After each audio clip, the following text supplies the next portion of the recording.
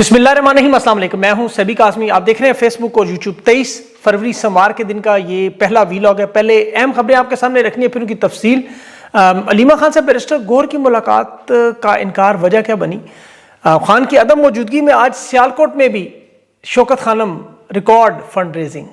اور عمران خان سے جو ملاقات، علاج کے مطالبات، اسمبلی اور تحریک تحفظ آئین سپریم کورٹ کے باہر دھرنا بھی دے رہی ہے، اور ادارے میں جو ہلچل مچی ہے، پالیسی میں تبدیلی نظر آ رہی ہے، کچھ کو ختم شد کیا جا رہا ہے، کچھ کو نیوٹرل کیا جا رہا ہے، کچھ کے پٹے کھولے جا رہے ہیں۔ شہباز مریم کے خلاف نیا محاذ 2026 میں کرنے کیا جا رہے ہیں، اصل گیم کیا ہے؟ اور نیتن یاہو نے بہت بڑا تہلکہ مچا دیا۔ اسرائیل کی بات مانتے ہوئے ایک تو الجزیرہ نیوز پر پابندی لگی، اور دوسری طرف اس وقت فیلڈ مارشل کے دوست وائٹ ہاؤس کی چابیاں نیتن یاہو کو دے رہے ہیں، اور افغان حکومت پاکستان حملوں کے بعد بڑے پیمانے پر جو کارروائیوں کا آغاز، خطرناک جنگ کی تیاریاں، میکسیکو میں بھی رجیم چینج کی کوشش، پورا میکسیکو اس وقت جل رہا ہے صرف ایک شخص کے قتل پر۔ ٹرمپ پر تیسرا قاتلانہ حملہ بھی ہوا ہے، اور فائر وال کے منصوبوں کے پیچھے بھی بڑے بڑے گھپلے، شہباز حکومت کی مشکلات اور ملک میں قرضوں کے نئے بحران۔ اسٹیبلشمنٹ نے گردن پر پاؤں تو رکھا ہوا ہے۔ بلاول کی پولیس بھی آج منشیات اسمگلنگ میں پکڑی گئی، اور مریم نواز کے بعد اسما نواز، ان کی بہن، بھی سیاسی میدان میں آ گئیں۔ سوشل میڈیا پر ان کے حوالے سے بھی عجیب و غریب داستانیں اور دو جہازوں کی عجیب و غریب تصویریں بھی بڑی پھیلی ہوئی ہیں۔ بہرحال عمران خان کی صحت پر سب سے پہلے بات کروں، جو تحریک انصاف کے رہنما اس وقت سپریم کورٹ کے باہر احتجاج کا جو اعلان 2 دن پہلے کیا تھا، سلمان اکرم راجہ اور دیگر پارلیمنٹیرینز، پختونخوا کی قیادت بھی پہنچی ہوئی ہے، اور یحییٰ آفریدی کو بتانے کے لیے کہ عمران خان کو اس کے ذاتی معالجین سے ملنے نہیں دیا جا رہا، فیملی کی ملاقاتیں نہیں کی جا رہی، اور اس وقت عدالتی اوقات کے باہر یہ احتجاج دیں گے۔ اور ابھی دیکھیں، سپریم کورٹ نے دل کے عارضے میں مبتلا جیل میں ایک قید ملزم کو کارڈیالوجی اسپتال منتقل کرنے کا حکم دیا ہے۔ یہ اڈیالہ جیل میں قید شخص تھا، دل کے عارضے کے وہاں منتقل کیا۔ لیکن خان کے معاملے میں وفاقی آئینی عدالت کا جسٹس عامر فاروق کہتا ہے کہ 27ویں ترمیم کے بعد تمام معاملات وفاقی آئینی عدالت میں ہیں، یہاں ہم آئین کی تشریح کریں گے۔ اب تحریک انصاف اور تحفظ آئین نے انٹرنیشنل سطح پر خان کے معاملے کو عالمی عدالت کی طرف رجوع کا بھی کوشش ہے۔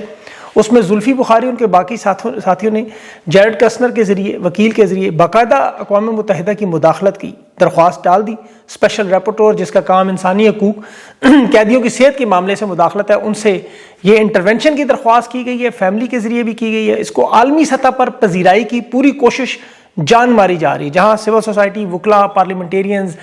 کھلاڑی اس وقت عمران خان کے علاج کے لیے مطالبہ پوری دنیا میں، سوشل میڈیا پر، مین سٹریم میڈیا کے تمام چینلز پر عمران خان پر ظلم و ستم اور جبر کی ایک جو نئی تاریخ لکھی جا رہی ہے، اس پہ آوازیں اٹھا رہے ہیں۔ یہاں اقوام متحدہ پر بھی دباؤ ڈالا جا رہا ہے۔ دوسری طرف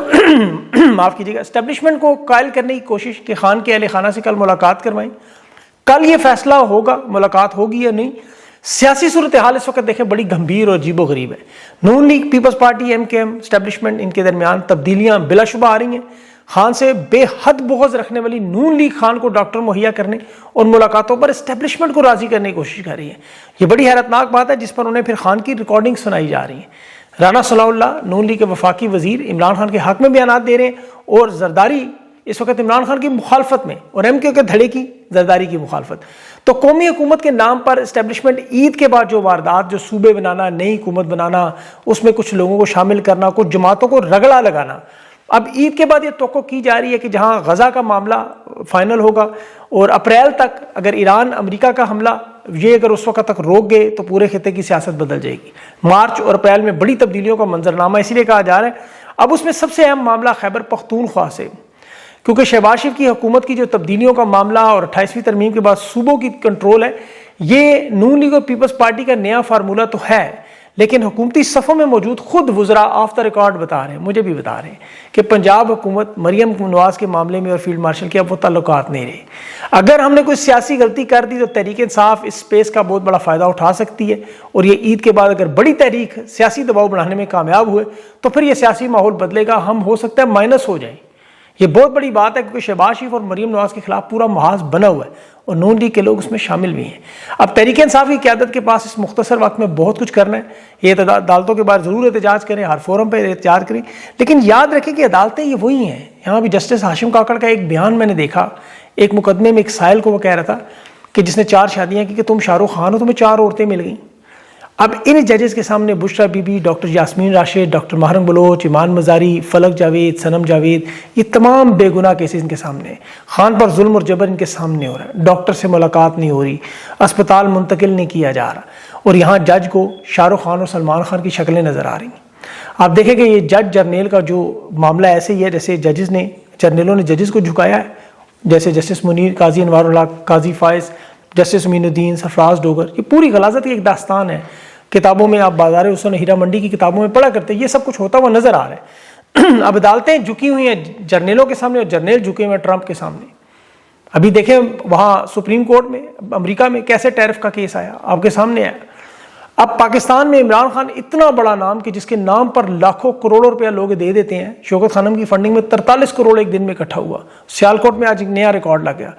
لیکن چونکہ یہ جج جرنیل مافیا اتحاد جو ہے تباہی کا باعث ہے، اور یہ تباہی اب پاکستان کے نقشے کی طرف آ رہی ہے۔ یہ میں آپ کو بہت بڑی اور خطرناک بات بتا رہا ہوں۔ دیکھیں ماضی میں جرنیلوں کو نے جس طرح امریکی صدر کے سامنے سر تسلیم خم کیا،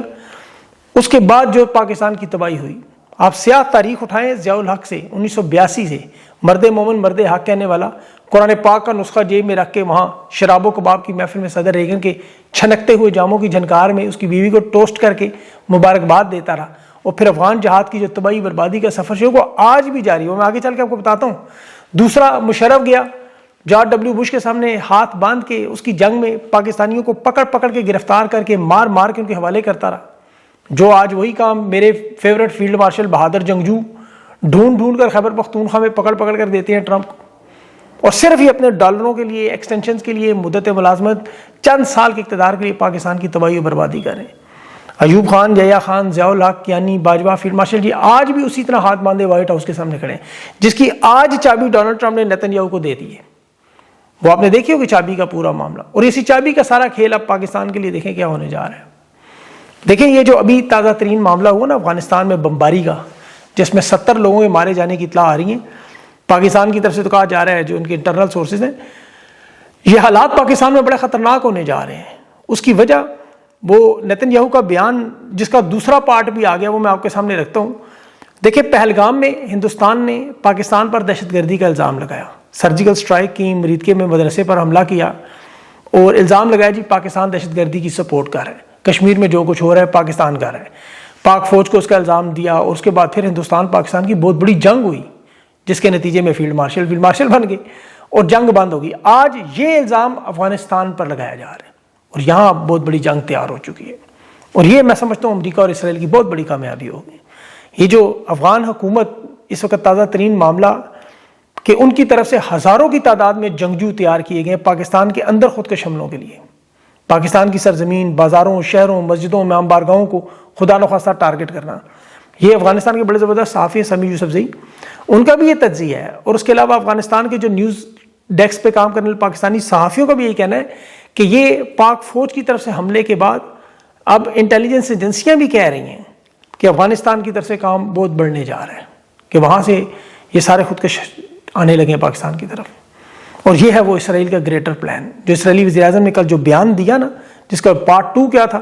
ایک تو مڈل ایسٹ کا نقشہ بدلنا ہے جس میں عرب دوست شامل ہیں، افریقہ کے دوست شامل ہیں، اور ایشیا کا ملک، اور اس نے کہا میں ایشیا کے ملک کے نام نہیں بتاؤں گا، ساری دنیا کو پتہ ہے پاکستان ہے۔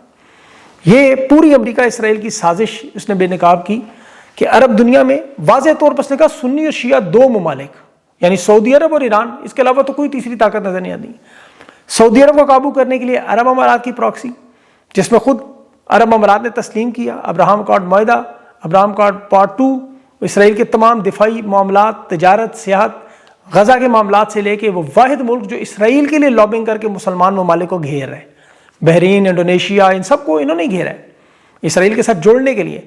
اب سعودی عرب نے فلسطین کے معاملے پر، اسرائیل کے معاملے پر 2 ریاستی حل کی بات کی کہ اس وقت تک تعلقات نہیں بنائیں گے جب تک فلسطین کا معاملہ حل نہ ہو۔ آپ دیکھیں انہوں نے سعودی عرب کے ساتھ 4 مختلف محاذوں پر جنگ شروع کی،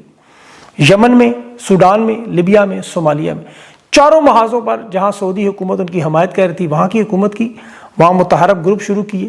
بغاوت شروع کی، باقاعدہ لڑائی شروع کی، پراکسی وار کی، نظریاتی، مذہبی، لسانی بنیادوں پہ جو کھیل کھیلا۔ وجہ کیا تھی؟ صرف اور صرف اسرائیل کی حفاظت۔ اس کے لیے وہ بندرگاہیں چاہیے تھیں، وہ ہوائی اڈے چاہیے تھے، وہ شہر چاہیے تھے، وہ مقامات چاہیے تھے، تیل کی تنصیبات چاہیے تھیں، اس کے لیے ساری پراکسی وار ڈیزائن کی گئی، اور اس میں عرب امارات سعودی عرب کے درمیان تنازع ہوا، جس کا خود عرب امارات نے بھی، اسرائیل نے بھی اور سعودیہ نے بھی کہہ دیا کہ ایک سنی ریاست کے خلاف بہت بڑا اتحاد ہم بنائیں گے۔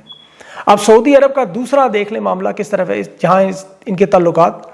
پاکستان کے ساتھ 78 سال کی تاریخ میں نہیں تھے۔ شہباز شریف وزیر خارجہ کے ساتھ کھڑا ہو گیا، اور نتن یاہو نے تو آخری وقت میں اس کو روکا گیا، ورنہ وہ یہاں فرنٹ پہ شہباز شریف کے ساتھ کھڑا ہوتا یا شہباز شریف اس کے پیچھے کھڑا ہوتا۔ ترکی اور ہندوستان جیسے اپنے قریبی اتحادیوں کو نتن یاہو نے پیچھے کر کے پاکستان کی فوج کو غزہ میں جانے کی اجازت دی، کوئی اعتراض نہیں کیا۔ یہ 78 سال میں پاکستان کی پالیسی بدلی ہے کہ نتن یاہو کو پاکستان کے اندر پھر 51% مقبول ہونے والے لیڈر ہی بنوا رہے ہیں، خود بنوا رہے ہیں، اس کی تصویریں مین سٹریم پہ چلوا رہے ہیں۔ مریم نواز کے ساتھ کو سکتے تصویریں بھی لگی نظر آئیں۔ یہ 3 مختلف محاذ ہیں۔ دیکھیں، غزہ امن فوج بھیجنے کا معاملہ، وہاں مزاحمت کاروں سے اسلحہ ٹنلز میں گھس کے پاکستانی فوجیوں کی ضرورت، جو 24 سال سے دہشت گردی کا سامنا کر رہے ہیں، لڑ رہے ہیں، سیکھ رہے ہیں اور سکھا رہے ہیں، اسرائیل کے لیے بہت بڑا اثاثہ بن جائیں گے، ان کی مدد کریں گے ٹنلز کے نیچے جہاں اسرائیل اور امریکہ کی فوج نہیں جا سکتی، یہ وہاں جائیں گے اور پھر اسرائیل کی حفاظت کریں گے۔ دوسرا بڑا معاملہ جو اسرائیل کو، امریکہ کو افغانستان کے ساتھ بڑے پیمانے پر جنگ کر کے پاکستان کو تباہ کرنا، یہ بگرام ایئر بیس اور خطے میں جو حالات ہیں امریکی اجارہ داری کے لیے، چین کو روکنے کے لیے، وہ تمام پورٹس اور راستے جو معدنیات کی طرف جاتے ہیں، وادی تیرا کی طرف جاتے ہیں، وزیرستان بلوچستان کی طرف جاتے ہیں، اب افغان سرحد کے قریب دیکھیں وہاں سے معدنیات نکالنے کا کام جاری ہے، ابھی تک چل رہا ہے۔ بلوچستان میں اس طرح ریکوڈک ہے، سینڈک ہے، سونے کی کانیں، وہ تمام وسائل یہاں سے نکالنے ہیں۔ پھر بلوچستان میں پوسٹ کی کاشت کا معاملہ پوری دنیا میں پھیلتی جا رہی ہے، لاطینی امریکی ممالک سے بھی زیادہ، اور جن کے پاس یہ بارڈر ہے وہ کھلا مال کما رہے ہیں۔ ان کی ریٹائرمنٹ کے بعد ان کے گھروں کے حالات دیکھیں، وہ ایک جرنیل کے بیٹے کا یوٹیوب پہ پروگرام دیکھیں، وہ وابڈا کا چیئرمین تھا، گھر دیکھیں آپ پریشان ہو جائیں گے۔ باقی پوری دنیا میں جو مال وہ تو الگ ہے۔ یہ آپ یقین کریں، جس طرح وہ میکسیکو میں ڈرگ کارٹلز آپ دیکھتے ہیں بڑی بڑی فلموں میں، وہ جرنیلوں کے ساتھ سرحد کی حفاظت کرنے والے، وہاں سے ڈیل سے جو پیسہ پہنچایا جاتا ہے اور اس کے بدلے میں پھر منشیات، اسلحہ، تیل، یہ سب کچھ نکلنے کی اجازت ہوتی ہے۔ یہ پاکستان افغان بارڈر یا پاکستان بلوچستان بارڈر پہ یہی وہی معاملہ ہے، کیونکہ ان کی مرضی کے بغیر نہ کوئی آ سکتا ہے نہ کوئی جا سکتا ہے۔ یہ خود جنرل ندیم انجم DGISI نے اور DGSPR نے شہید ارشد شریف کی شہادت کے وقت کہا تھا، آپ کو یاد ہوگا، ابھی میکسیکو میں دیکھیں کارٹل نے ایک ڈان مارا ہے، پورے میکسیکو میں آگ لگی ہوئی ہے۔ خیر وہاں تو رجیم چینج کی کوشش ہو رہی ہے، لیکن پاکستان افغانستان کی جنگ کی تیاریاں مکمل ہیں۔ یہ تیاریاں اس دفعہ مختلف ہیں، کیونکہ افغانستان کے پاس نہ نیوی ہے نہ ان کے پاس ایئر فورس ہے، وہ زمینی جنگجو، چھاپہ مار گوریلا اور اندر آ کے لڑائی کرنے کے عادی ہیں، اور اس میں خدا نخواستہ بہت بڑے تعداد میں ایک دفعہ پھر 2004 والا معاملہ نظر آ رہا ہے، اور اسے اللہ تعالیٰ پاکستان کو محفوظ کرے اور یہ معاملہ مذاکرات سے حل ہو جائے، کیونکہ یہ دہشت گردی کا معاملہ اس لیول پر چلا گیا تو پھر یہ پیچھے نہیں ہٹے گا۔ اسی لیے قوم بار بار خان کی طرف دیکھتی ہے۔ باخدا یہ افغانستان کا معاملہ صرف وہی حل کر سکتا ہے۔ امریکہ کی تو ڈیمانڈ یہی ہے کہ اس وقت نتن یاہو نے تو کہہ دیا، شیعہ سنی امت مسلمہ، سعودی عرب، افغانستان، ایران، پاکستان، اس نے تو سارا معاملہ بتا دیا آپ کو۔ ڈونلڈ ٹرمپ تو اس وقت پریشان ہے، اسے تو نظر آ رہا ہے کہ حملہ نہیں کرنا چاہتا ایران پہ، لیکن وہ بھی نتن یاہو کے دباؤ میں۔ اس کا آپ ثبوت دیکھیں، اسرائیل نے وہاں پورا الجزیرہ بند کر کے اسرائیل کے مظالم، جس طرح فلسطین کے مظالم چھپائے ہوئے تھے، الجزیرہ بند کر دیا تھا، چینل کی کوئی رپورٹ نہیں آتی تھی، وہ ساری دنیا کے سامنے وہ معلومات آتی تھی، اگر وہاں سے آتی تھی اسرائیل کو سے بڑی تکلیف تھی۔ الجزیرہ کو انہوں نے بند کروایا، ایران کے معاملات پہ بھی وہ رپورٹنگ بند کروائی، اب پاکستان میں بھی الجزیرہ کو بند کروا دیے گئے، کیونکہ 9 مئی 26 نومبر ثانیہ مرید کے الیکشن سمیت تمام معاملات الجزیرہ نے پوری دنیا میں رپورٹس دکھائیں، انہیں بڑی تکلیف تھی۔ پھر قطر کے ساتھ آپ کو پتہ ہے الجزیرہ ان کا ہے، شیخ جاسم کے خاندانی اور گہرے تعلقات علیہ شریف کے ساتھ، قطری خات، باقی بھی آپ جانتے ہیں، لیکن الجزیرہ کو قابو نہیں کر سکے۔ دوسرا، کیونکہ قطر کی حکومت یہ جو مذاکرات تھے افغانستان پاکستان کے، اس میں انہوں نے ایک تو رپورٹنگ کی، دوسرا مذاکرات میں انہوں نے واضح طور پر سرحدی تقسیم، ڈیولپمنٹ لائن، باؤنڈری لائن، یہ سارے معاملات پاکستان کی توقعات کے برعکس کیے، اور دونوں ممالک کو برابر تسلیم کیا کہ اپنی سرزمین ایک دوسرے کے خلاف استعمال نہ کریں۔ اب اس کا ظاہر ہے پاکستان کو نقصان ہوا، تو یہ جو اسرائیل کا منصوبہ افغانستان کے حوالے سے اور ایران کے حوالے سے ہے، وہ ایک تو آپ کو ایران کے حوالے سے بلوچستان میں نظر آ رہا ہے، اور یہ سلسلے کی سب سے بڑی کڑی ہے۔ دیکھیں بلوچستان کے معاملات اسی طرح پلاننگ کے تحت خراب ہوئے ہیں۔ اب ڈونلڈ ٹرمپ جس طرح ایران پر حملہ نہیں کرنا چاہتا اور حالات بنائے جا رہے ہیں اسرائیل کے وزیر اعظم کے دباؤ میں، وہاں بھی قطر اور بحرین کے ابھی دیکھیں انہوں نے سارے فوجی واپس بلا لیے ہیں، الحدیدہ ایئر بیس خالی کروا لی ہے، مشرق وسطیٰ میں سب سے بڑا اڈا تھا، 10,000 اہلکار تھے، پھر عراق، شام اور کویت میں بھی، سعودی عرب میں، اردن میں، عرب امارات میں، یہاں پہ بھی ان کو بہت بڑا خطرہ ہے اسی لیے۔ اور ایران امریکی حملے میں جو میزائل منتقل کرنے کی بات کرتا ہے یا اس خطے میں ان تمام ممالک کو خطرات کا بتاتا ہے، وہ اصل میں اسرائیل کو یہی سب سے بڑا منصوبہ ہے کہ یہ آپس میں لڑ پڑیں، امریکہ ایران پہ حملہ کرے، جواب میں ایران ان مسلم ممالک پر حملہ کرے، پھر امت مسلمہ میں مسئلے کی اعتبار کی ایک جنگ شروع ہو، ادھر سے افغانستان سے کام ڈال دیں، ادھر سے بلوچستان سے پاکستان کی سائڈ سے بھاری تعداد میں فوج پہنچ جائے، پھر وہاں ایران کے کنٹرول کو رجیم چینج کریں، اسرائیل کے حوالے آئیں اور پھر سونی ہو جائے گلیاں مرزا یار پھریں۔ اب روس چین کا دیکھیں کردار تو اہم ہے، اسرائیل کے معاملے میں ان کے تعلقات دونوں کے ساتھ ہیں، پاکستان کے ساتھ ظاہر ہے معاملات میں انہیں اسرائیل کے کیمپ میں جانے میں کوئی اعتراض نہیں روس اور چین کو، ایران کے معاملے میں وہ امریکہ کے خلاف ضرور تحفظ کے لیے تیار ہے، اور وہ بھی اپنے لیے۔ ابھی روس نے بہت سارے جو ڈرونز گرانے والے میزائل یا جدید نے AI والے اسمارٹ میزائل دیے ہیں ایران کو امریکہ کے جہازوں کے لیے، لیکن یہ اس کو بچانے کی حد تک آخر حد تک نہیں جائیں گے، ظاہر ان کی مدد ضرور کریں گے۔ اور دوسری طرف ڈونلڈ ٹرمپ پر بھی مسائل امریکہ میں بڑھتے جا رہے ہیں، وہاں اس کے اوپر تیسرا قاتلانہ حملہ ہوا 2 سال میں، سیکرٹ ایجنسی نے ابھی اس کے گھر کے باہر ایک بندہ مارا، مطلب وہاں بھی وہ خطرے میں ہے۔ مجھے لگتا ہے اس کو کہیں راستے سے ہٹا کے پھر یہ وہی پالیسیاں نیتن یاہو دوسرے JD وینس سے مکمل کروا لیں گے۔ تو حالات اس وقت پاکستان کے لیے بڑے گھمبیر ہیں، اسٹیبلشمنٹ کو، تمام فیصلہ ساز لوگوں کو اگر بیٹھ کے سوچنا ہوگا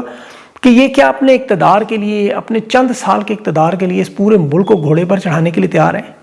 یہ معاملہ ایسا ہے کہ انہیں اڈیالہ جیل جا کے خان کے ساتھ بیٹھ کے ڈسکس کر کے افغانستان کے معاملے کو حل کرنا چاہیے، سیکورٹی کے معاملات فوج کے حوالے کرنے چاہیے بالکل بلا شبہ، لیکن اس کے ساتھ یہ امن و امان کا طریقہ ایک ہی ہے جو عمران خان کا ہے، اور اس میں اب سیاسی جماعتوں کی کیا پوزیشن ہوگی آنے والے دنوں میں ظاہر ہے یہ بڑا اہم ہوگا، تو انشاءاللہ اس پہ آپ کو اپڈیٹ کرتا رہوں گا۔ تحریک انصاف کے معاملات کا اگلے ولاگ میں ذکر کروں گا۔ اپنا خیال رکھیں، مجھے اجازت دیں، اللہ حافظ۔